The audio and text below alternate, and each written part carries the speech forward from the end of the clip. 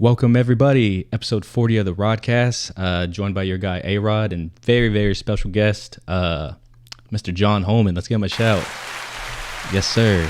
Yes, sir. I mean, we've heard it all. Light skin Kobe, everything. It's a big honor. This man has been like a father figure to me since 8th grade, which is really crazy to think, considering I'm almost 30. Oh, wow. So I mean, I feel old, but I don't know how you feel. I'm old but young. Old but young. But yeah, one of the best trainers in the Central Texas, if not, to me, the nation. One of the best trainers out there. And I mean, I've had the honor and privilege to see from where he's started to you just keep going and going at this point. So yeah, still trucking. Yeah, I mean, how do you keep going with that? Oh man, it's all heart. Yeah, I was about to say, because I know we were a bunch of knuckleheads to deal with, so I can only imagine the next generation. Yeah, y'all were knuckleheads, but it was like, man, y'all were a breeze. It was fun. Yeah. Now compared to nowadays, y'all was fun, man. Man. But now we got an exciting episode. We're just gonna get to know John, kind of talk about how we met, and then we're gonna go in some good questions about just the coaching and training aspect in basketball, the mental and just physical toll it takes on an individual. So I'm excited. So me too, man. So yeah, let's get straight to it. First off, Mr. John Hollmon, tell us about yourself, where you're from, just all that good stuff. Again, my name is John Hollmon. I'm from San Marcos, Texas. Mm-hmm. Played high school basketball there. After that, I went to an HBCU, proud of it, Langston University. Yes, sir. Played there, did well. Some ups and downs. I'll say that, life lessons in it, but it was great. I loved the experience. After that, did a little ABA, semi-pro basketball with the West Texas Whirlwinds. That was actually when I was transitioning from a shooting guard in college to playing point guard professionally, because I was too small for shooting guarding at the next level. Okay. So I did that 2-3 years in there, developed my game. After that, I went overseas. Good friend of mine. She helped me out. She gave me opportunity to go out there and stay with her while I tried out for a team in Bulgaria. Okay. I was there for a couple of months, played in Bulgaria. After that, went to Germany, played in Germany. Came back home, went to China. Yeah, I remember that one. Yeah, played in China. After China, I was actually, signed to the Philippines. I was getting ready to go to the Philippines. I was training for it. Broke my ankle. You know what I mean? And that's kind of where China was kind of where the training business started, where the concept and the mind frame of it. Okay. And then after that, I kind of I did do Mexico because I was going to think about redoing my career and go to Mexico, but it wasn't really safe at the time. So I was like, I'm coming back home to stay. See, I never knew about the ankle. Yeah, I broke my ankle. I had to get surgery. Ugh. And everything. I can't tell how you move, because last time I hooped with you, I think my senior year in college, and I was like, wait, John Hollmon's running fives with us? Because this was all like G League players, semi-pro players, college kids, and you got Mr. John Hollmon here giving buckets out like it's nothing. I was like, yeah, that's my OG, so. I still try every once in a while. Now I got to the point where it's like, when I set up my runs and those guys come in, I'll play the first game, when everybody's not loose, or like the last game when everybody's out and everybody's tired, then I'll be like, I'll get my going. I will say you taught me, I'm sure you've taught a lot of people just the change of pace in basketball, of how simple and effective things can be in scoring or just being on the court. That's what I've definitely learned from just growing up seeing you play. Because you used to be you could just turn the switch on whenever. You could just go 1-2 blow by, or you could just make it so slow that we still react and still get the shot you wanted, just to get to that spot. Right. So it was very annoying and frustrating, but the young bulls have to grow from that. Well, the funny thing is, me growing up, I was the less athletic one. Really? My brothers are all more athletic than me, so I had to learn a way how to compete. Were you the younger? Yeah, I'm the youngest. Oh, it's five kids, but that built character. Yeah, it did. Seen a lot of them, but I had to learn how to compete. So I had to learn how to shift players. Yeah. In order to go by, because I wasn't quick enough to get by any other guys, so my brothers or other people because I always played up. So I had to learn how to be shifting with my body. You know what I mean? Had to get to my spots faster. I have a good change of pace and burst of speed and slow down and stuff. Because I just go. They're way much jump higher, more athletic, all that than me. Yeah. So you just outsmarted them. it helped me out. Yeah. Well, shoot, I want to talk about how we met. So little Aaron was in 8th grade. Basketball was I was just starting to fall more in love with basketball.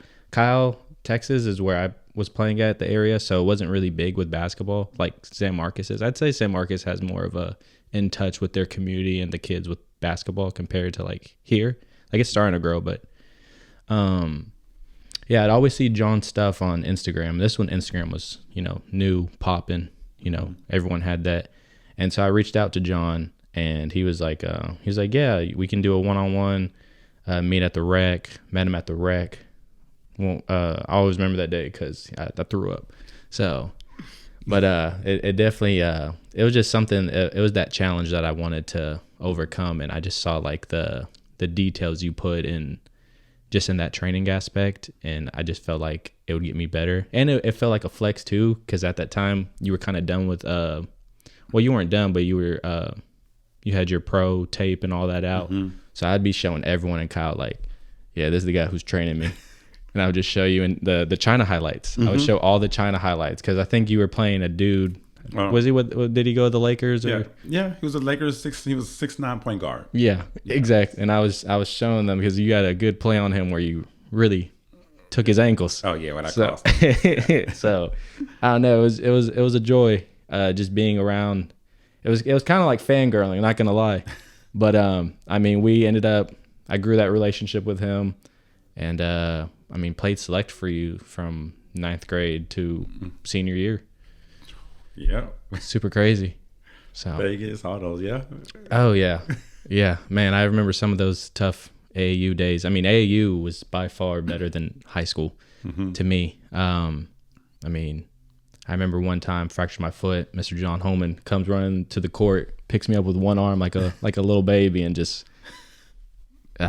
or the Vegas, the last tournament, bit through my lip, complete hole. I remember that. Yeah, complete hole, and all the doctors tried to tell me was, "Hey, did you know this the hospital Tupac died in?" And I was like, "Bro, just fix this shit. Like it's not." But I was there waiting on you at the hospital too. I remember. Oh yeah. It was last AAU tournament too. I was like, man, what a way to go out. But just let's tell the people about just what STAT is and just what you've been cooking up in the area. Okay. Man, tell me if I can get ahead of myself. Oh yeah, you're good. You're good. So I started with STAT. Started about 13 years ago. STAT Pro, and STAT stands for Sports Total Athletic Training Professionals. That's what we started with. It was just doing training. Then I started having AAU teams, and we were going from there. Just been training a lot at the grassroots level, younger teams, all that stuff. All ages. We trained all ages. Our teams at the time was mainly high school boys, and I started growing and getting more teams and everything. I didn't get to the girls' side till about 4 or 5 years ago. But we were doing that. I started that. Then I started the John Hollmon training too as well. So I have STAT. But as I started getting to the pro realm and training with pros, they didn't really want to be associated with the business like that. They wanted to be associated with the person. So I started, still got STAT, but I started marketing myself as the John Hollmon just for my pros. Yeah. And stuff for that next level. That makes sense. Yeah. Did you, where did the kids aspect come from? I feel like just a lot of parents and stuff just saw what you were doing at the high school level and were really like bugging like, hey, can you get my kids a 4th grade or 5th grade team and just stuff? Because I would never see you wanting to train little kids. And now that I see it, I'm just like, wow. Right. I was like, I hope he doesn't yell at them like he did to us. I get on them. I'm not even gonna lie, I be getting on them. Well, it started with my first client. I always tell everybody, I was like, one of my favorite clients or my best, most skilled client is like this little short white guy, and he's extremely skilled. And people just saw the level that he got to. People seeing how good he could play, how good he moved, how he was able to score against big guys. Yeah, we are talking about Mr. Jake Brown, right? Yeah, we talking about Jake Brown. Yes, sir. Shout out Mr. Jake Brown. Yeah, so he's been trying to get on this, but I see him getting nervous. But yeah, continue. He might. On the court, he wouldn't be. But oh yeah. Yeah, but no, he's like one of. I always tell people he's the most skilled player that I've ever dealt with. Yes. and people saw the skills. People saw the commitment that he had, all that stuff. And the next thing you know, it started to grow. People started seeing that. People wanted to go. And then the teams, people started seeing the growth we had. We weren't that good at first. And then we started becoming really good. And small town people didn't understand how we would be able to compete against these big AAU programs in Houston and Dallas and stuff. And, you know, after that, more parents and more people started asking questions. Hey, can we get our kids in? Can we train our youth, elementary kids? And ever since then, I just started slowly picking into it, and doing it more. I was gonna say too, like, I mean, with our teams and all that, I mean, we only knew each other for a year. Like most of the teams we were playing against, EYBL or just those Adidas top program, like they were with each other from like since babies, basically. And I mean, don't get me wrong, we had our fair, we had some good fights. But we definitely got recognized, I feel like, in those tournaments and stuff. Like, what helped us though was, man, we was a team. It was funny because we were a family, but then we kind of everybody had their own individual. You know what I mean? Yeah. But like we would have to stay in hotels together. Remember how we used to stack up and everybody in the hotel rooms and stuff, and you know, 6-7 people in a room. But that helped us build a certain type of camaraderie. Those years, you know. But I mean, we couldn't 100% put together because it's always hard when you have 10 talented guys, but you know what I mean? But it was good, you know what I mean? And that's, I think, when people start seeing that, you know, at that time, social media was starting to grow. Yeah. And once they see that, you start posting those things. It was like, oh, who is he? What's his program? Exactly. You know? And then it just grew from there. Yeah. It has definitely been a craziness with social media when it comes to the basketball aspect of the world now. I feel like it's just so easy for kids to get reached out to, or even kids or trainers, really. Like, you know, people, like, they're literally just a click away and someone can notice you. Right. So I was going to say, you kind of got into it with what got you into your coaching and training was just the ankle injury.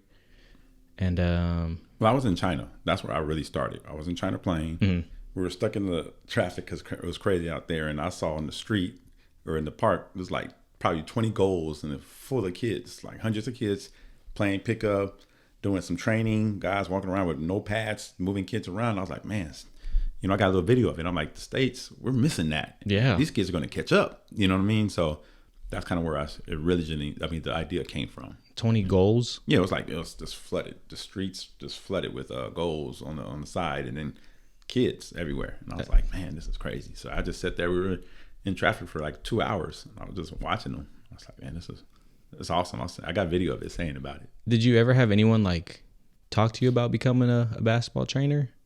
Like, did you know anyone in that field or anything like that? Like, maybe not specifically in basketball, but just in like personal training in general, where you're like, hey, I could do this with basketball and run with it, or I mean, just kind of came to you? It just came. I had people who helped me, and who basically, looking back, they trained me. You know what I mean? But we never had a conversation about it. I think it was more at the time they were just doing it because they like, this kid got heart. Yeah. This kid loves it. And they were just helping me. So, I mean, I didn't really see much about it at the time. It was just an idea. Real life pioneer in this. It's pretty wild if you think about it. I try. Yeah. Yeah. I was going to say, so when it comes to your training, how do you approach your skill development with like different positions on the court? Like, is it more about like, just footwork or fundamentals, or like, is it all just, do you try to make it a mental game?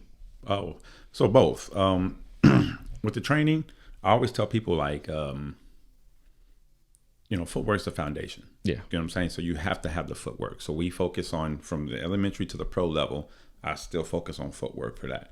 But it's also the mentality of the game. You know what I'm saying? We got to get to their mental. So I always tell people I build players from the inside out, because you got to build mental. They have to have the confidence. If a kid doesn't have the confidence, or adult, whatever you want to call them, or anybody who's training, they don't have the confidence, at some point they're going to get on themselves and they're going to shut down. So anything you're telling them is just going out the window. You know what I mean? So I always try to build confidence and have players thinking all of them are D1 mentality, confident wise. Like, and then it's been proven that when you do anything with confidence, you do it better. You know what I mean? So that was a big thing. I tried to build the confidence, you know, like even with y'all, I was always confident. We fear nobody, you know. Yeah. Well, I was going to bring up one specific player who you definitely gave confidence to, was Mr. Jemiah Haynes. I mean, we saw that guy break down more than anybody, and then you see on you know, social media and stuff, he becomes an all-time leading scorer at our college. So it was just cool stuff to see like that. Like you really build in our confidence and making us feel like, don't get me wrong, you would definitely humble us if we got overboard a little with it. Oh, but yeah. Oh, story with Jeremiah. I think it was Jeremiah. I think one tournament he took his shoes off. Yes. It was Jeremiah. He took his shoes off, and I told him to take his jersey, uniform, give me my shit back. Yeah. But I mean, sometimes you have to break somebody down to build them up. You know exactly. We have to go through something, and to get somewhere else.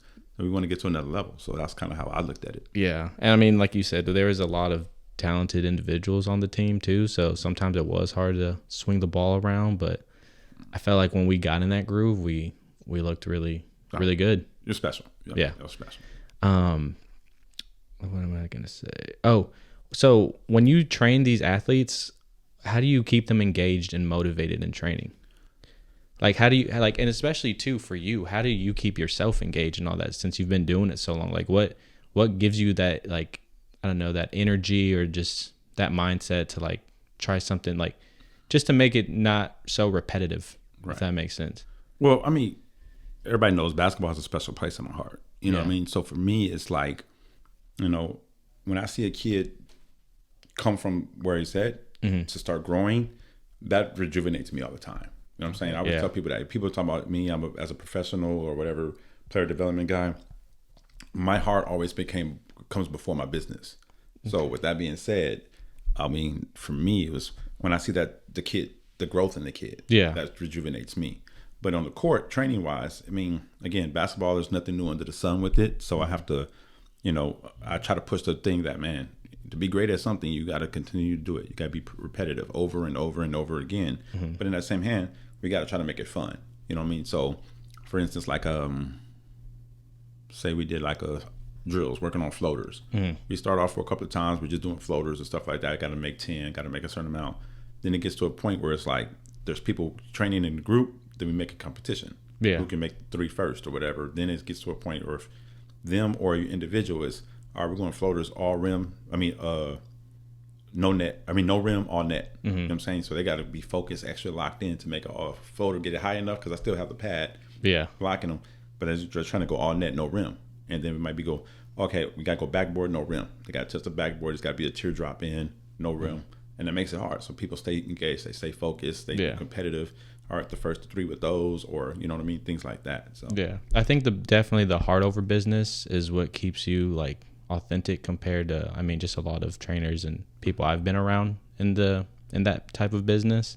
Because I mean, my mom would always make sure to tell, because me and the guys would always stay at my house if we weren't with you, and she would always make us just put in our head like, hey, you guys don't understand like what this man's doing for y'all, or like the risk and sacrifices he's doing for y'all just to put y'all on a platform for college coaches.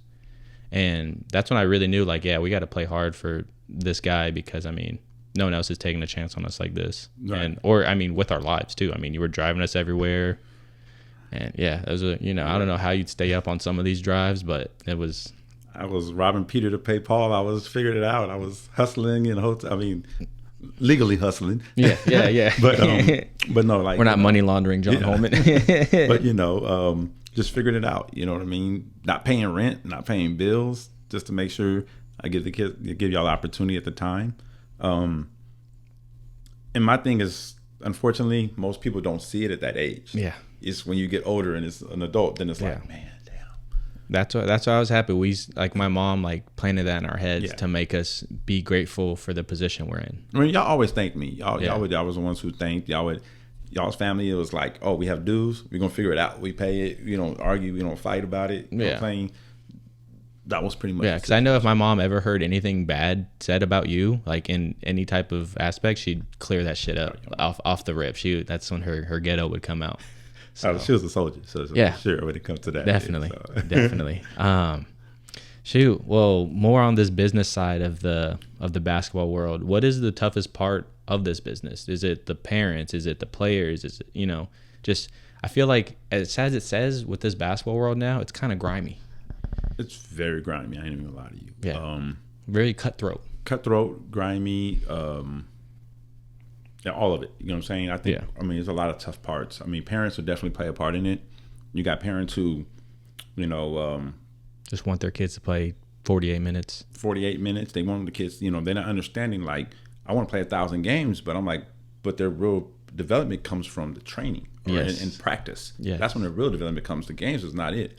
So we shouldn't, you got parents who don't want to come to practice, or players and stuff, but then they want to go to games and play a lot. And start and all that. All that stuff. Don't make sense. You got people who want to pay a penny and get $1 million worth of game. You know what I'm saying? Or they won't want to pay nothing at all. I got parents who don't want to pay nothing, but then they want their kid to start. They want them to have the freshest uniforms. They want them to have that. They want you to pick them up. They want you to pick them up for practices, all those things. But they're not really invested. Yeah. You know what I'm saying? So you get that type of things, and then they disappear. Yeah. You know what I'm saying? They disappear. They try to make you look like the bad guy. You know what I mean? I got stories for days on that. Oh, I know. I know. Yeah, I had kids who their kids like, the parent was like, well, I want my kid to be to get a look as sophomore going to junior year, get my kids to go to college. Granted, I understand. It's just the time of the yeah. I mean, first we're fighting the transfer portal. You know what I'm saying? The kid's really a D3 player, which is nothing wrong with it. You know what I'm saying? He's a D3 player. So I'm like, at this time, D3s aren't going to be chasing no technically sophomore going to junior. They're not going to chasing it. He'll get all the looks he needs at the 3D level. He's good enough to play there. Yeah. He'll get all the looks he needs at the going into a senior year. You know what I mean? But, social media comes in, so everybody thinks, oh, this person signed, so let me sign early. I want to be in the signing date early. And I'm like, man, you just got to trust the process. You know what I'm saying? So that year, he didn't really get any looks, this and that. The next year, we're going to go somewhere else. They promised us they'll get us looks and this and that. So listen, your kid's going to get the same look as I've been telling you about. These schools want him, but they're just not going to be sending letters and pursuing this kid. He's going to be a junior. Exactly. You know what I mean? And then they're going to probably pay one of those scout things and waste money on something you already told them for free. Right, exactly. So what happened was he went to a different team. It was a lot more expensive than us. Went there, played. Next, he signed to go to school, the same school that we've been talking about. It is like, you know what I mean? But in that same hand, he leaves our team. Ain't nothing wrong with it. You want to go as whatever you think is best for you. But the parents are trying to take the other players. Yeah. I mean, come over here. All the things to get their kid. Yeah. So that's one of the hardest things. It's like people love you until they can't get nothing from you. Yeah, that's one thing I've learned from this game is people love you. Oh, we're all down for you. We trust the process. We're with you until they feel like they can't get nothing from you. Then I'm gonna shit on you. Yeah, and it's not even you. Like, that's the crazy part. It's not in me. It's the kid. Yeah. As much as it all goes down to the effort they put in, the process they're trusting, and yeah, exactly. Parents think that they know it all. They're like, man, I want my kid to you're holding my son back. He should be scoring more points. He's scoring more. Like, first off, he's 5'11". Yeah. He's on a team with 6'8" or 6'5" and 6'6" guys. You know what I'm saying? Yeah. To be honest, if he's trying to go to college and play basketball, he's good enough. Yeah. But at 5'11", colleges don't want nobody who's going to come out there scoring for all these points. You know what I mean? Well, I mean, that's how you helped me with my development. I mean, when I was at Layman and stuff, I mean, I averaged the most points and all that stuff. But I knew when it came to select, I had actual players that I could make better. Yeah. Like you taught me, the hit aheads, the extra pass, the hockey assists, like just the very small things that colleges see that aren't really like put into players now when they want to train and stuff. Right. You know what I mean? And I mean, I'm 5'6" on a good day, and I got to play at the next level. So just really buying into like what you say. That helped my game. Right. I mean, you was a floor general. If you're under 6 foot, you got to be a floor general. Exactly. You got to lead. You got to make your other guys better, and then you'll get your points in the fourth quarter when people they think you're gonna make that pass and you can shoot the three. Don't get me wrong. Did I want to score like Jake Brown? Yeah. But that man was on another level. I still remember the game he put up 50 on TJ Ford's team, and I was like, oh my gosh. But that's where it's at. You know what I mean? So it's like they called him after that, like, hey, come play. Oh yeah. But that's the thing that made it hard for me. That you got parents that do that. You got players who want everything. You know what I'm saying? I mean, it just shows your character too. Is you just don't sugarcoat anything. It's good and bad, I guess, that you're honest. You know what I mean? Like you're gonna tell it. You're gonna be blunt and tell it how it is. I've lost people in the pro realm. I've lost people from being honest. Yeah. Like, oh, there's an opportunity for you. this is the opportunities. I don't tell them where to go, but I try to give them the best opportunities for them and be honest. But then some people don't like that, and they just want you to stay in that realm, to not grow, because they don't want you bigger than what they have in store for you. Yeah. So because I'm the honest guy, they see you as the bad guy. I'm the bad guy. Which is really most of the time. I mean, you even get that with family. Like they're going to tell you the honest truth and you're not going to like it, but you know, out of all of it, it comes from them caring about you and really just wanting the best for you. Right. So I don't know, stuff like that is just, I don't know how you've dealt with it all these years. Man, it's tough. Honestly, there's been plenty of times where I'm like, man, I'm done with this. Yeah. I got a degree. I'm gonna go get a regular job. You know what I mean? That like you said, heart over business. The heart keeps going and it's leading you to, I mean, what you've been doing now. That's it, man. That's the big thing that, you know, I deal with a lot of stuff. People don't want to pay.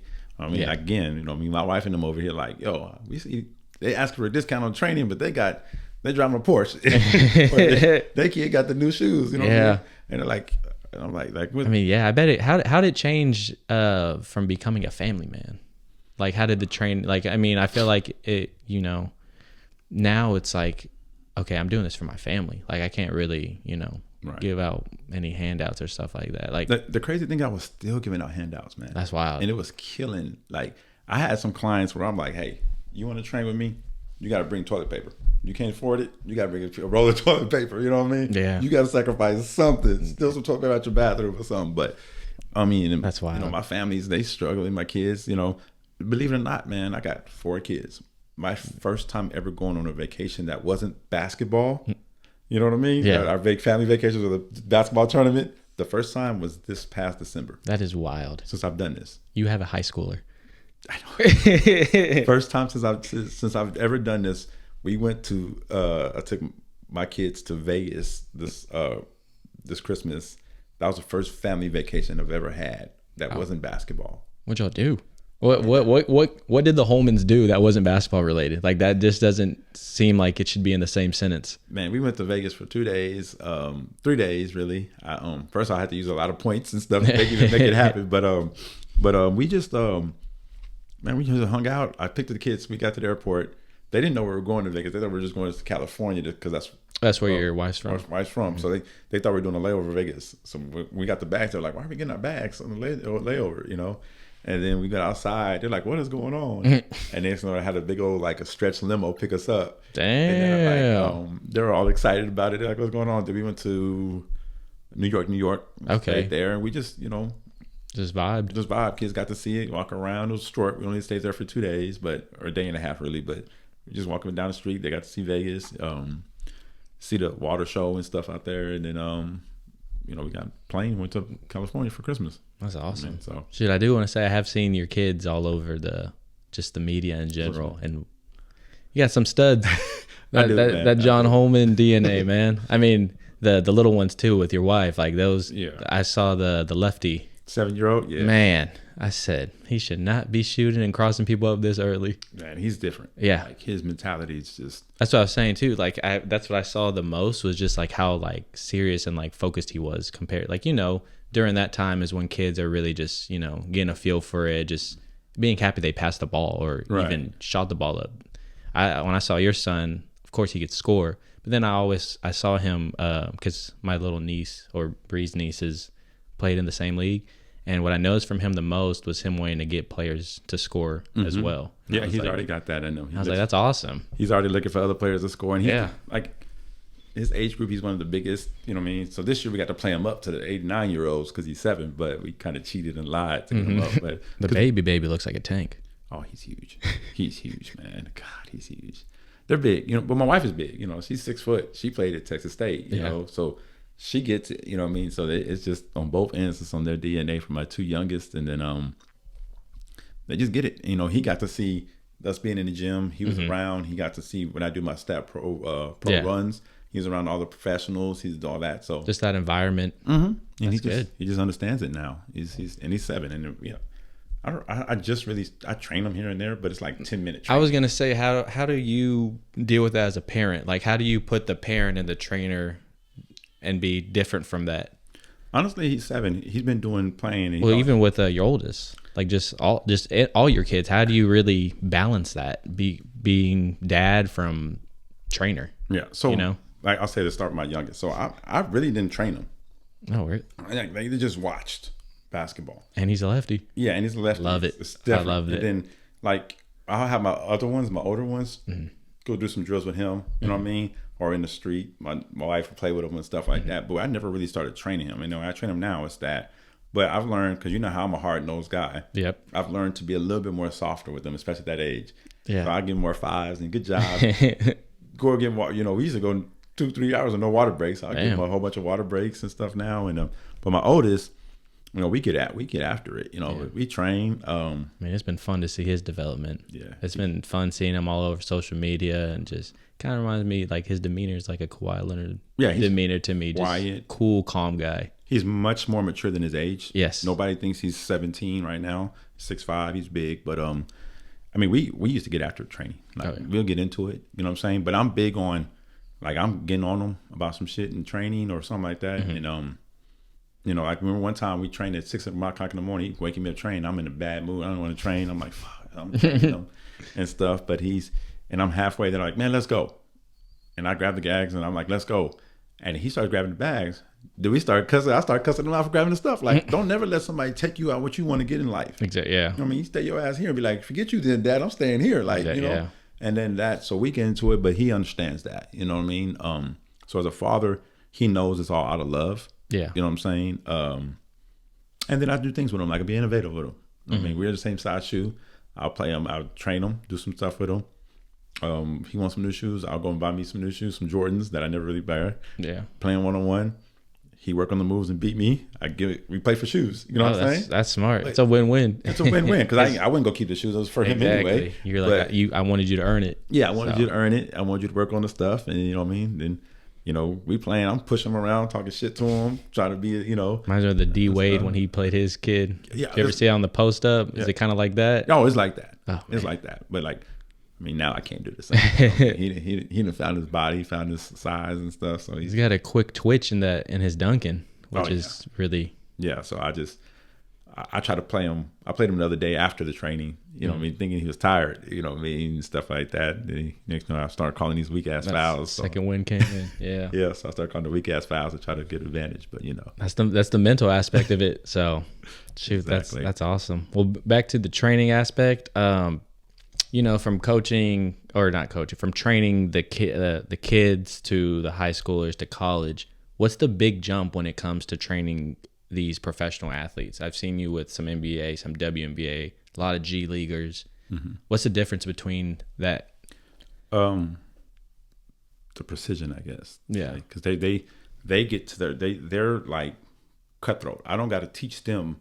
That's what I was gonna say too, because I feel like is it harder just because they should already be when you hear a pro, you think, okay, you're already fundamentally sound and you have the skill set and stuff. A lot of them, it's harder to train a younger one than a pro sometimes. That's why. Most of the time, because the younger ones don't have nothing. I mean, that makes sense. So they're green. So you literally can change their form. You can change their things. You can do anything they want. They just, okay, yes sir, and let's get going.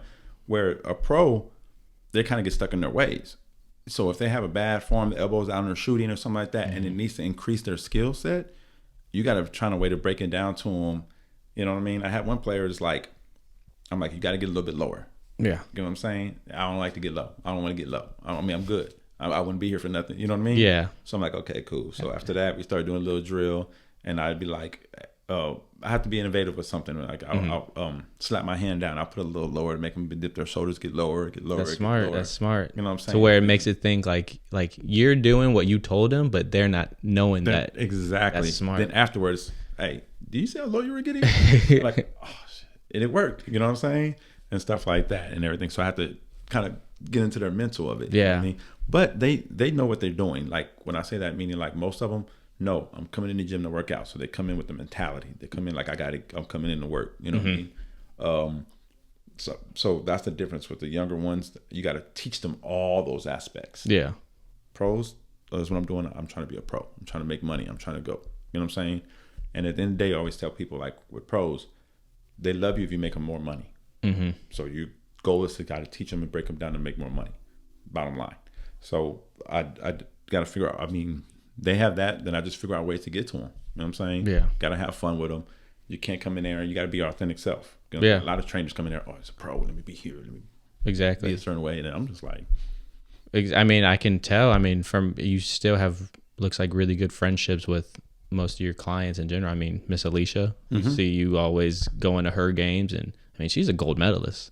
You know what I mean? Like she was an all-star, all that. Like, yeah, like it's just seeing that. I mean, I've hooped with her too, and she's a scary woman. So she's different. she's different. But don't get me wrong. When I met her, she was already good. She was already in the league. But again, at some point, she was just. But I mean, like just that relationship y'all built, like how still authentic it is, and how you guys still work with each other since. Yeah, then. I drove to Houston yesterday. Trained her from Houston yesterday, and drove back yesterday. Yeah, see. But no, we and don't get me wrong, me and Alicia will get after it. Like, oh yeah, like she's a type where I've heard her talk shit. It's scary. It's scary. But I'm her trainer, and she'll do the same thing. Or if she don't like something, she'll give you the face. Yeah, she'll give you the look, and that'd be like Alicia. And eventually we going back forward with it. You know what I mean? We used to play 1-on-1 and start talking shit to each other. Yeah. This is what it is. But it works. You know what I mean? Exactly. I think we value each other. It's always a mutual respect.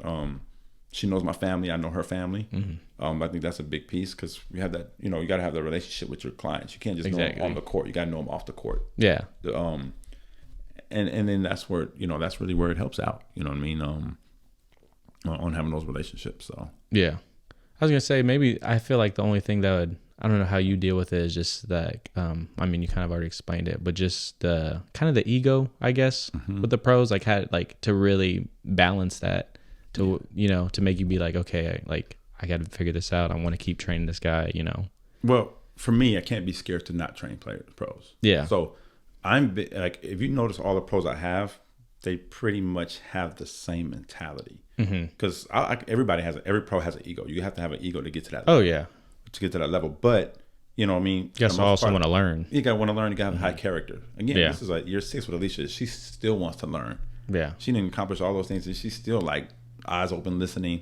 You know what I'm saying? That's why she's a pro. That's a high level pro. You know what I'm saying? But you got to, there's pros I've literally trained and they just come in there and act like they want to do their own thing. And I'm like, man, I'm not about I'm not going to waste my time. Yeah, exactly. You know what I'm saying? I don't care. Even if you're going to give me $1 or $2 or some money or something like that. It's not a big, like, my character's first. Yeah. So, forget it. I'm not going to train that person. So exactly. Just train them one time or something and then that's at that. And I'm done because I just can't be, you know what I mean? Yeah. I got to have my confidence in myself to know that. So, that's how I deal with the egos. And I'll tell you, we'll go back and forth. Yeah. And you'll win majority of the time. 3-4s. I'll give you 3-4s at the time. Yeah. But I mean, I'm the type to, again, I think people value that. Because they're around people who are going to say yes. They're yes men or yes women to them all the time. I'm going to tell them what it is, but I'm going to respect them. You know what I'm saying? I'm never going to, go out of line with that. Yeah. Like you're not going to make it personal. Yeah. It's all basketball. Yeah. Exactly. So at the end of the day, I have a good relationship with most people. Yeah. You know what I mean? I got a fun question for you now. Do you think it's an oversaturated with people calling themselves basketball trainers nowadays? Yes. Definitely. Oh my God, everybody's a trainer right now. Social media. You'll see people at the rec center. They can shoot a little bit or something, and then they're like, "Oh, I know a little basketball. I'm a trainer." You know what I'm saying? Or I played Division I, or I played college ball. I'm a trainer. And I'm like, just because you're a good player doesn't mean you're a good trainer. Exactly. Or a good teacher. You know what I'm saying? And they think that is just telling people stuff on the court. But you got to deal with egos. You got to deal with that. You got to learn how to be innovative. You got to learn how to get to the mental part of the players. You know what I'm saying? All that stuff. You got to deal with the people not paying you at times. You got to deal with all these things. Most people aren't built for it. So as soon as they think they can make quick money training, but as soon as times get tough, they disappear. Exactly. You know what I mean? So you see that. You have 1,000 trainers in our area. You know what I mean? The next thing you know it, 2 or 3 weeks or a year, it's just me. Yeah. All that mindset. Mm-hmm. Well, I was also going to say too, what's that, what's the flip in being a trainer and a coach? A coach and it's some similar. That's what I was going to say. Cause I feel like cause we trained and you were a coach and it was still kind of the same. Coach, you would definitely, give us more. Yeah. So the coach, you have to focus on everybody. Yeah. You know what I'm saying? So as a coach, I got to figure out to get you the best to give to everybody. As a trainer, I'm just focusing on building you. Yeah. So I can focus on whether it be passing, you need to be able to better be an efficient passer or whatever, or shooter, whatever the case may be. Mm-hmm. As a trainer, I can go to a game and just watch you. Yeah. You know what I'm saying? And just focus on you. As a coach, I got to, what's the best scenario for everybody? You know what I'm saying? So that's the little difference that has it. Which one do you like the most? Being a coach or a trainer? Trainer. Yeah. The trainer. Because I get to actually touch the people more. Yeah. I get to focus on the people a little bit more. Coaching, you got to everyone focus on everybody. Yeah. You know what I'm saying? So I like the training aspect. You could have everyone happy and one kid pissed. You know? Yeah, exactly. It's really no win-win, it seems like, in that aspect. Exactly. Ugh. I mean, with your training and / coaching, what is your overall goal with like building these humans, like characteristic wise, you know, like discipline or, you know, just stuff like that? Yeah. So I always say basketball is a vehicle for life. You know, yeah. You heard me say that. Yes. You know what I mean? So you got to be a productive member to society. You know what I'm saying? So hopefully the goal is to not only build you in basketball where you can make money and stuff like that, but hopefully we're building some type of character. So when you come in there in life, when the ball stops bouncing or something, you know how to be respectful. You know how to you know how to balance business life, family life, whatever the case may be. You know how to have high character. You know how to you're not just a stuck up snobby person. Exactly. You know what I mean? With a lot of money. You know what I'm saying? Yeah. And so that's the kind of the goal of it. You know what I mean? To continue to try to build people. Yeah. Because I mean, in your like program, like the seeing people outside people seeing like the characteristics of like your players and all that, like how they are, reflects you and your program. Mm-hmm. So I'm sure like you guys do the best y'all can to show those good characteristics. Yeah. So like us practices, when we get in the gym and there's no chairs or something like that, and you chair things out, I remember, I don't know if it was with you, but I bet not see a parent getting a chair off the chair rack to put down it. It was the parents. Or then we get job. Like have to run towels or some shit like that. Towel pushes and stuff. Yeah, man. See, but that's what it was. You have to be character. You know what I mean? We shouldn't that. Like I'm the type, oh hell no, you're not cussing out your mom or getting on your parents. Remember all that stuff? Oh, like yeah. You see me getting on people, and I'm like, parent, if you're here, then if you let them get away with it, they never get away with it on my watch. So they have to get. And then we'd have to pay for it. Yeah, everybody pay for it for the one kid want to act up. But what that teaches is like, hey, yo, don't talk to your mom like that. Yeah. To your peers are doing that. Man. Especially the ones who are the reason you're like, you know, on the team and stuff like that. Exactly. Like, you get tired of running because this kid want to act dumb. Exactly. So you start telling them. Then 5 of y'all start telling them he gonna act dumb or jump ship because he's like, yeah. You know what I mean? I'm end up getting beat up. Yeah, exactly. So. Shoot. Well, kind of. I did want to say too. I heard from a little rumor. Maybe this could be a Woj bomb that you may be stepping away from coaching in the AAU scene. And if so, why is that? Yeah, man. Yeah. I'm trying. I'm slowly stepping away. Are you just wanting to build like more coaches for the program at least still, and just direct it? Yeah. No, I'm still trying to build coaches. I'm asking people who want to coach and stuff, and try to mentor them and get them better as coaching. But for me, it's just honestly, I get burnt out. You say my heart and stuff, but I get burnt out from it, man. Yeah. I'm burnt out from the whole, you know, like I said, some of the parent aspect, the players aspect, or you got other teams fighting to promising your kids this and that. Yeah. You know what I mean?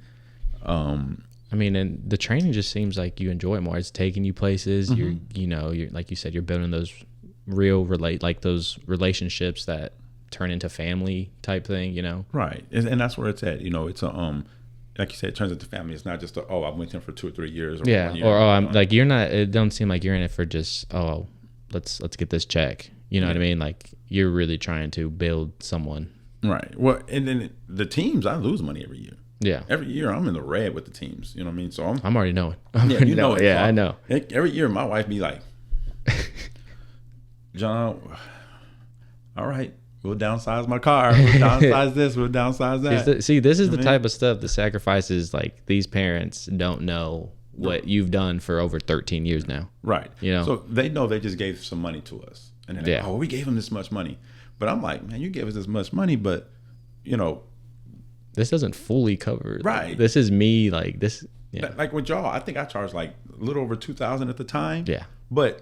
That was for stay at hotels. I pay for your uniform, hotel room. Yeah, uniforms and tournament, all that. Yeah. Everything like that. 2000. We literally was like, we traveled too. We traveled probably 8 out of 12 tournaments, and I'm paying for the kids' hotel rooms. Like, you know what I mean? Yeah. So and feeding us because all of us would never come with money. I don't know why. Exactly. You know what I mean? So I mean, it's just when it comes to the team stuff, it's like it's honestly the AAU world it's so saturated, it's not worth it. You know what I'm saying? Yeah.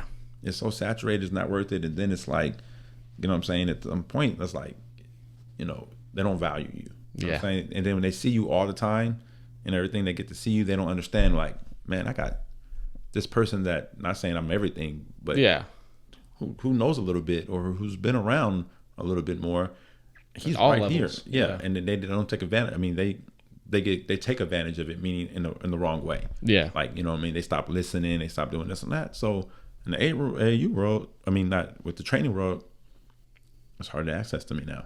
Yeah. You know what I'm saying? So now it's just your name too. You know what I'm saying? So it's just really you just repping yourself rather than exactly. You know what I mean? Don't get me wrong, I love it. I love having teams. I love being able to touch the youth at the masses with the teams. Mm-hmm. But man, it's you know what I mean? Again, like I said, financially it hurts the family a lot. Yeah. And people don't understand that. I've lost a lot of opportunities. You know what I'm saying? I remember, was it last year? I didn't do first off, I sacrificed everything for the teams. Oh yeah. But then you got people who are like, oh, we can't go. We're going out of town. We're going on vacation. We're going this and that. We can't go to this tournament. I'm like, you know what I'm saying? And then like, I think it was the women's Final Four. They called me and was like, hey, can you do this Nike commercial for what you working on for this player? Yeah. And Asia Wilson. So I did her. I went, okay, cool. We don't hardly have enough players. We're not going to go to a tournament. I'm going to do a Nike commercial. Yeah. I got pushed back from that. And it wasn't even a live period. It was just a regular tournament. Yeah. Like, man, come on now. So it's things like that. Like, I don't understand. I sacrificed all this stuff. I finally did one thing for myself to build something because I work with Asia. Yeah. Asia Wilson, the top player. Yeah. And Alicia was in it. So, you know what I mean? That's a no-brainer for Nike. Yeah. And it was an issue. It was like, oh, man. They're like, oh, you probably don't care about the kids. You're looking out. It's you're just like, man, if you saw these bills or shit like that. Yeah, exactly. So I don't know how you've been doing it, man. I'll be real.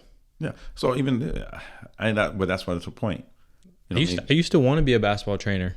You did? I wanted to be a trainer or a coach, and then honestly, I really just thought about like, you know, John was happy, but the shit you see like behind the scenes, was I built for that? You know, it was really a reality check. Like, was I built for that? Because I always wanted to be around the game as long as possible type. Because, I mean, like I said, what you built with me was more, just more than scoring and stuff. And I felt like when Malik, when I was with Malik and Caden, when they were little, everything, when they would work out with me was stuff I learned from you.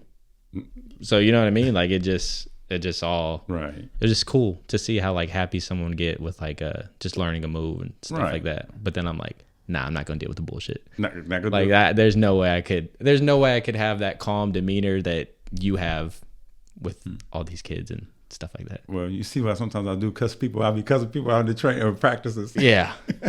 I come in there cussing. And I'm too much of a nice guy. I couldn't. Yeah, you're a nice guy. Yeah. So that would be pretty hard for me. I mean, like this year, I literally wake up in the morning, drive to Houston, train, come back just to make it to practice, go to practice at night. That next morning, jump in the car, drive to Houston, train, come back, like back-to-back trips, Houston, there and back. In the same, like I was doing that. You know what I mean? I was doing the NBA pre-draft a couple of years ago, and I was driving to Dallas, training, driving back to practice, driving to Dallas, training, driving back. That's wild. I'm like, man, it's kicking my butt. Yeah. And then I look back and start looking at these numbers, you know what I mean? I'm like, I'm 2 months behind. Yeah. I'm on rent right now. Like, so I had to start, I have to reevaluate some things. So that's kind of where it's getting to. Yeah. So, well, I want to ask too, what is your take on basketball nowadays, the game as a whole? I know we talked about it over the phone a couple of days ago. I heard a quote. Well, it was Bill Self talking about like how this generation is by far the most talented in basketball, like has to offer, but the skill set is just poor, just horrible. Right. What are your thoughts on that? So true. mean, you get in the gym, you got players who can do step backs, behind the back, this, that, but they can't read somebody do a backdoor cut to make the pass. You know what I'm saying? Yeah. So they're very skill level individual, but they cannot have no IQ or just concept of the game of basketball. Yeah. You know what I'm saying? So it's like, to them, they see moves and they just work on all that. But they don't understand that, man. You got to know the game. You got to know if this guy's, if you're dribbling the ball towards, if you're off ball and the guy's dribbling towards you, you might cut or whatever the concept that is in your system. People don't understand that, man. Yeah. But they can do a Steph Curry 3. You know what I'm saying? Which is not a good shot from 99%. 99%. Yeah, exactly. It's a great shot for Steph, but not us. You know what I mean? Yeah. Not the average person. Yeah. He ain't put the work in and he's put in. You know what I mean? Exactly. So that's the truth. The game is so skilled nowadays, but man. But that's why they all talk about Europeans is coming here and they're taking over and stuff like that. When people talk about that, because they still have that. We practice 5-6 days a week and play one day. Yeah. You know what I'm saying? While we play 5 or 6 games a week and practice an hour. Yeah. You know what I mean? Just don't add up. Yeah. And it's kind of killing the game if you think about that. If it's like that. Mm-hmm. So that is entitlement here. Mm-hmm. We're very entitled, and so those guys are hungry. They want to come to our country and make the big bucks here. Exactly. Especially kind of leads me into this question, kind of going back to the NCAA. I've been asking a lot of people that have been on the show is just how do you feel with the NIL rule change? Does it do more for the game or is it hurting the game? Obviously it probably does both, but yeah, it does both. I like it because I feel like these players get exploited at some point. You know what I mean? So they're making some money. You know what I'm saying? As a trainer aspect now, it's like, oh, you college guy at that level, you got some money now. You can pay me, but you know what I mean, compared to before. But that's the good part about it. They're giving the kids a chance to make enough money to take care of their family. Some people getting 200,000, 250. You know what I mean, 300. So.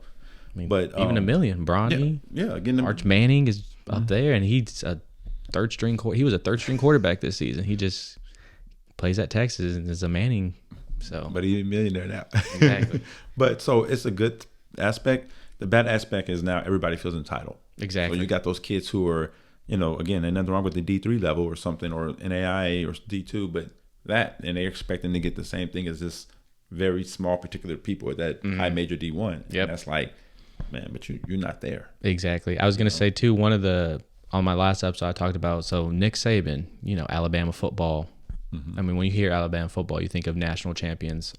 And, he stepped down as a coach recently. And it's crazy because, when you think of him, you think of a GOAT, right.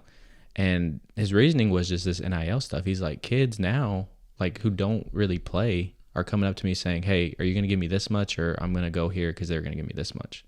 And it's like, you're going to tell that to Nick Saban for the resume he has. And he was just like, it just didn't become about football no more. It became about money. Right. But, a lot of the kids look at it as, they understand the situation. Like, if something came better for you, you probably leave us. Yeah. That's what a lot of coaches do, too. Right. You know what I mean? So why can't we leave? And then, the days of people going to college, talking about at that high level, because it's not all these kids. Oh, yeah. At that high level. Unless you got a cool name or something. Yeah, exactly. But the days of them going to college talking about me eating noodles because I came to survive is over with. You know what I'm saying? They're like, oh, I did that, but the school wants this. They're willing to give me this so I can eat and be okay. Mm-hmm. You know what I mean? Why wouldn't I? You know what I'm saying? So I understand that. You know what I'm saying? And I would like to say if we can figure out a way as coaches to bring more to the table than money, but nowadays it's all about money. Yep. You know what I'm saying? So I'm surprised because Alabama got money. Oh yeah. But again, you can't pay everybody $300,000. Exactly. You're going broke. But exactly. So I think that's just the situation at hand, man.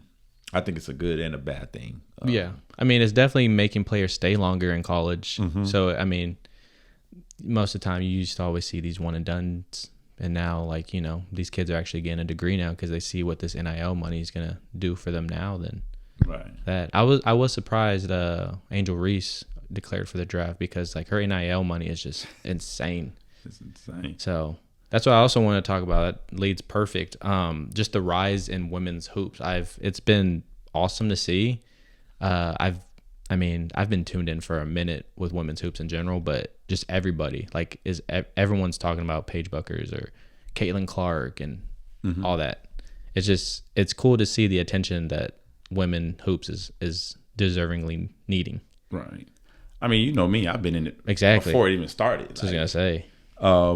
I like it. I think the rise is well overdue. You know what I mean? Way overdue. Yeah, because it's they, like, for me, I like training women because they listen.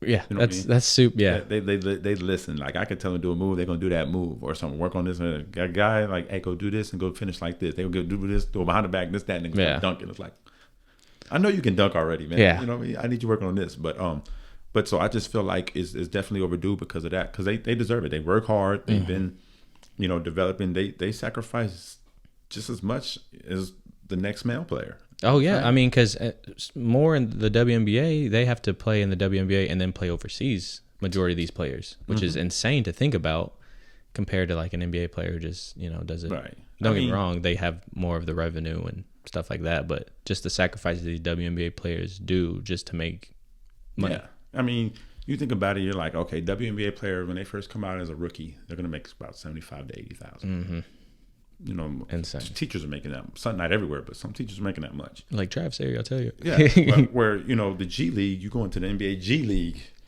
that's your pay $75,000. You know what I'm saying? So it's like, you know what I mean, like, to that, and these women are winning gold medals, doing the same thing as men. Of course, you might say, oh, some things are not as entertainment. They're not entertaining. They're not dunking and stuff like that. Yeah. But they're working hard. I think they deserve it. Oh yeah, especially this year, man. And women's hoops. I mean, you think about it. I've talked to so many people these last 2 years. They be like, who's in the Final Four? And they'll name off the women's teams, and I'm like, what about the men's? They're like, I don't even know. Exactly. You know what I mean? Yeah. So it's literally like that. Yeah. I got to see this league called the Athletes Unlimited. AU, it's a little semi-pro league. Yeah. Or not semi, it's a professional league. Yeah. Excuse me. I think Teese was going to be in that, and she tore her ACL or something. Oh, for real? Yeah. Oh, okay. I was up there almost every week. Yeah. I was pretty bummed for her. Yeah. So I think that. So that's the league. They pay them. They get to do that. You see how much work they put into that, man. And it's like, and you see how skilled they are. Yeah. So you're like, man, how are they getting that? I mean, they're doing this. I see the work they're doing. You know what I mean?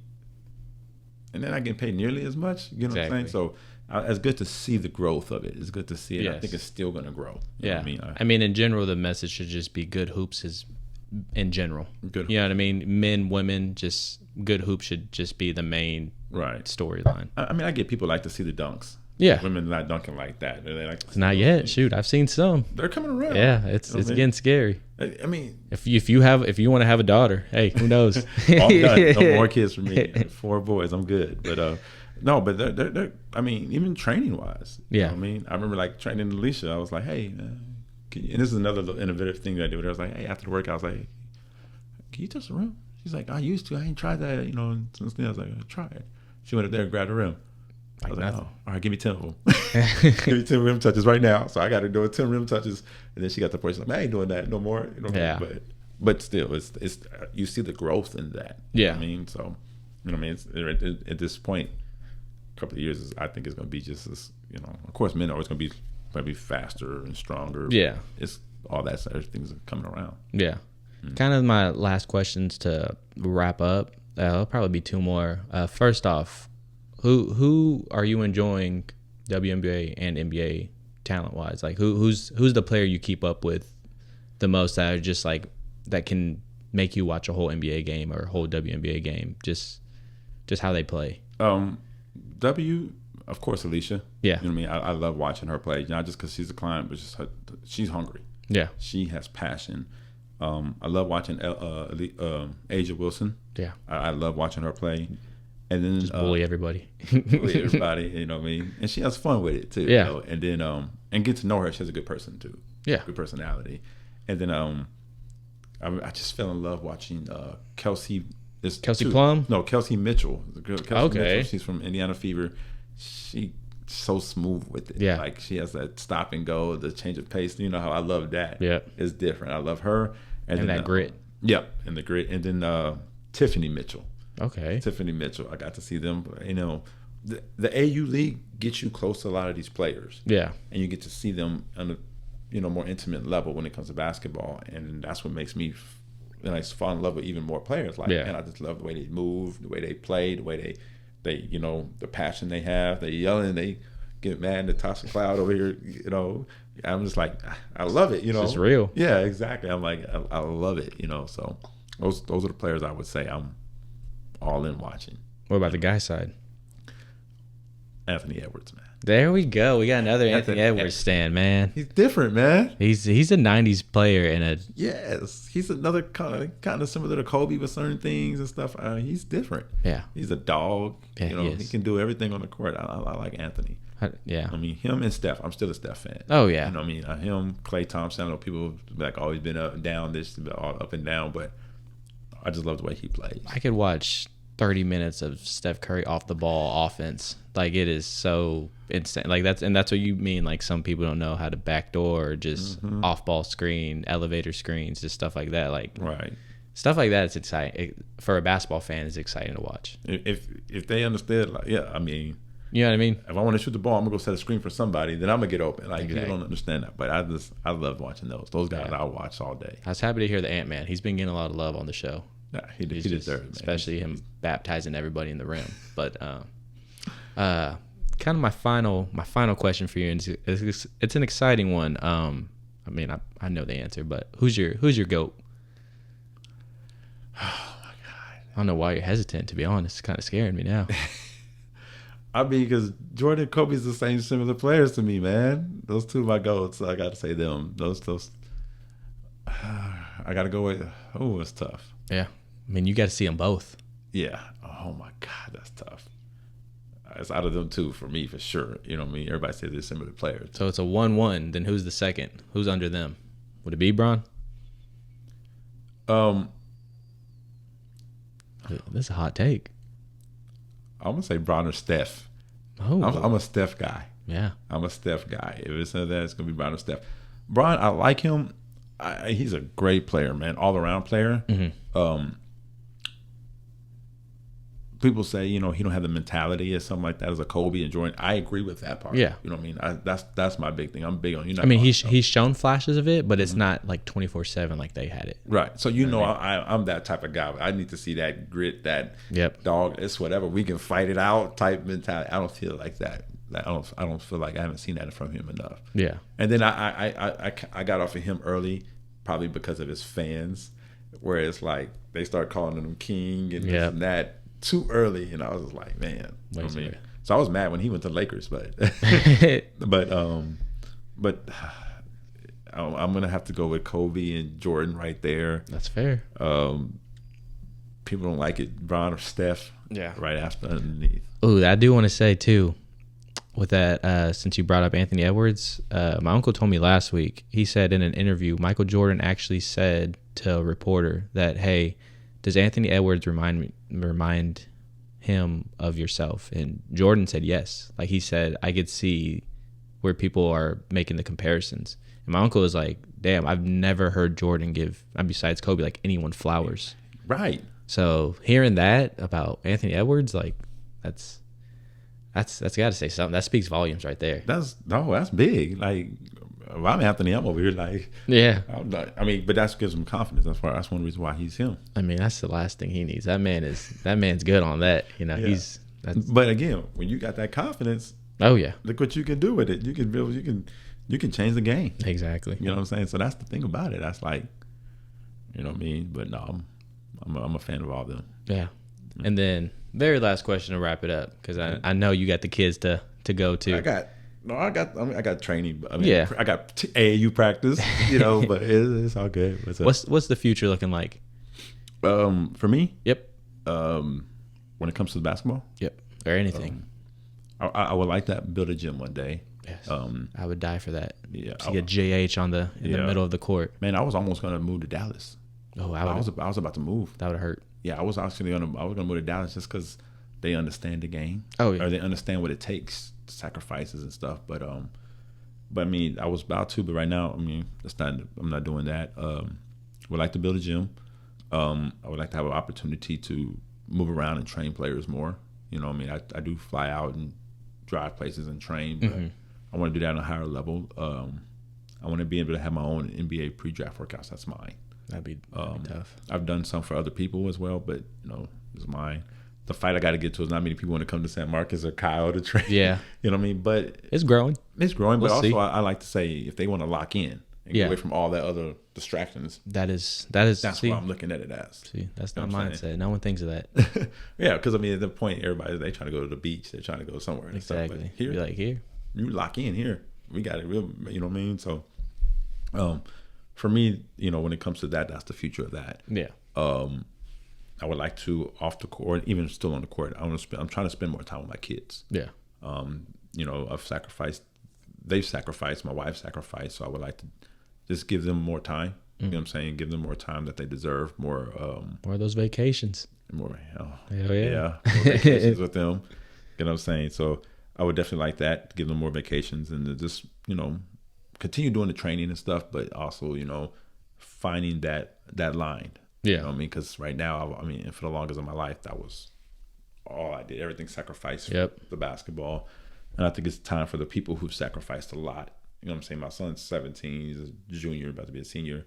Crazy. He's about to be gone. You know what I mean? Yeah. So I want to like to spend more time with them and not to only know my dad, me as like, oh, my dad, he's not just but only as when people know me, they know me as basketball. You know what I'm saying? Like you want him to see dad first. Yeah, dad. That's awesome. You know what I mean? Because I teach him a lot, but there's so much more that I can teach him. Yeah. You know what I mean? So that's kind of where my future goes to. Man. Yeah. Man. What a gym for episode 40. Man, again, I appreciate you taking your time out for me. I know we've been trying to cook this up, and I'm glad we got her done. Like I said, it's been an honor knowing you since freaking 8th grade. It's still crazy to think. Right. Like I said, I've been enjoying just seeing how much you've grown as an individual and just with your program in general. And, you know, I always support you for that. Yeah, I appreciate that. I love seeing y'all grow. Like, from knowing what y'all going through and y'all's ages and stuff and family to, I mean, you, Maya, Jake McGee working. Jake McGee, man. In the NBA, all these guys. Yeah. I mean, and so many of y'all. You know, there's so many. Dylan Price, all of them. I mean, I even over here. AEW, man. He's a wrestler. Yeah, wrestler and stuff. That's awesome. He met another player of mine named New Major. He was wrestling with him and stuff. It's wow. New was like a 6'9", 6'10" guy too out of Lockhart. But I just enjoy seeing the growth of y'all all in life. Not even just basketball. You know what I'm saying? But in life, you know what I mean? And that's what you definitely taught me. There's just more than basketball. Right. I mean, you got girl, kid, raising. Yeah.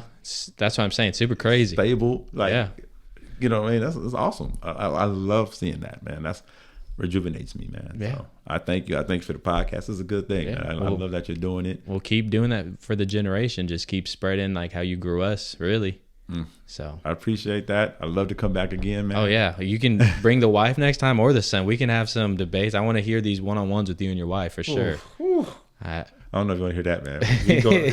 It's a good thing, but it's going to turn into a Jerry Springer episode. Is what you're saying. Yeah, it's a good thing, but yeah, she'll give you a little bit more insight of the real grimy that I be sometimes punching the walls for is stuff like that. But yeah. So sweet. Well, like I said, I'll be dropping John's links of how you can contact him, his Instagram at John Hollmon, and his program at Stat Pro, Instagram, Facebook, all that. We'll be dropping that in the description and this video. So again, I appreciate you.